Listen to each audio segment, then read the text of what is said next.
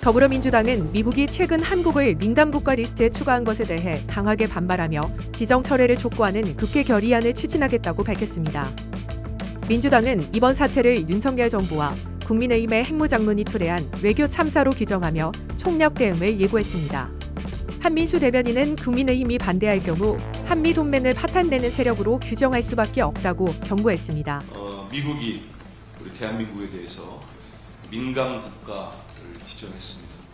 이번 민감국가 지정 사태 해결을 위해서 우리 더불어민주당이 총력 대응하겠습니다. 이번 사안은 명백한 윤석열 대통령과 국민의힘의 무책임한 핵무장론이 불러온 외교 참사입니다. 사실상 윤 대통령과 국힘당은 핵무장 포퓰리즘 선동을 해왔습니다. 그러나 당내에서는 신중한 접근이 필요하다는 의견도 나오고 있습니다. 윤종근 원내대변인은 결의안 추진이 당에서 최종 결정된 것은 아니며 여야가 같은 목소리를 내더라도 성과를 거둘 수 있을지 미지수라고 밝혔습니다. 국민의힘의 공식 입장을 확인한 후 대응 방향을 결정하자는 의견도 제기됐습니다.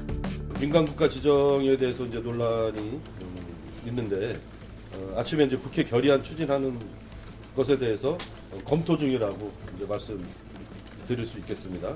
최종적으로 당에서 이제 결정한 건 아니고요. 왜냐하면 지금 현재까지 국민의힘 쪽에 의견을 타진해 본 결과는 이게 이제 외교 사안이기 때문에 국회 결의안을 추진한다 하더라도 여야가 한 목소리로 내도 쉽지 않은 사안이라고 합니다. 민감국가가 지정된 다음에 미국이 알아서 민감국가를 변경한 그런 사례가 없다고 합니다.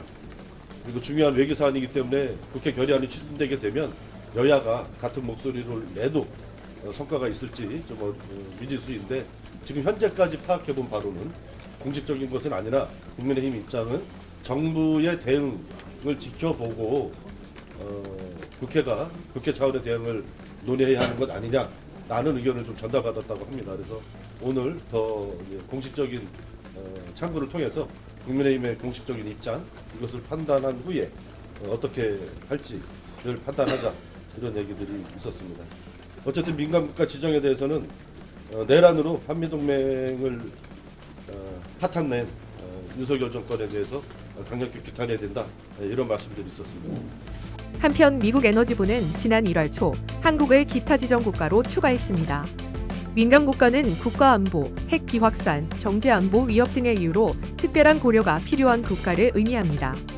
국민의힘은 민주당 이재명 대표의 반미 성향과 줄타내기 이번 사태의 원인이라고 주장하며 강하게 반발했습니다.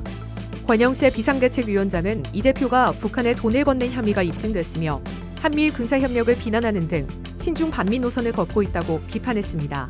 북한은 미국 안보에 직접적인 위협을 주는 테러 지원국이어서 위험 국가로 지정돼 있습니다. 이재명 대표는 그런 북한에 돈을 건넨 혐의가 재판에서 입증됐습니다. 유엔의 대북제재 결의안까지 위반한 것입니다.